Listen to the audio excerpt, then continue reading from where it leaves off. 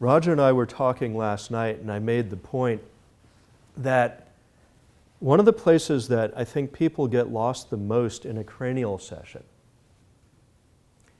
is what happens right after the state of balance. Because there's at least a moment where the whole system gets super quiet. But where I think people get lost is that you have to be vigilant while also being totally relaxed. But you have to be vigilant for the next thing that happens. Because the next thing that happens is usually way more subtle than the stuff that was happening before the system went into a state of balance. Right? Because as you're first feeling the system breathing and things are moving and jockeying and you're like, whoa, there's a fulcrum around the spleen.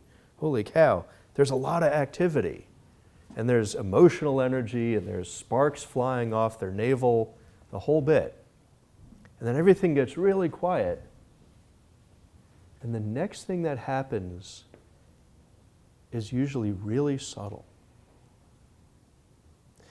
And years ago I used to watch students in classes and they'd be sitting there and I come over and I say, hey, what's going on? And they're like, oh, we're still in the state of balance. And I'm like, it's been 35 minutes. But it took me a long time to start to recognize really, oh, you missed the next thing.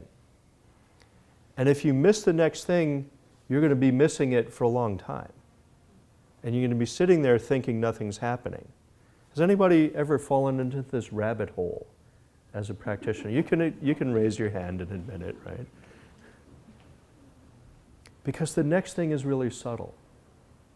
It could be that suddenly there's the long tide, breathing really slowly out of that place. Maybe it's starting somewhere else in the system. And you're waiting for something to happen at the spleen, and it's the right shoulder that starts breathing, because you're a little hyper-focused.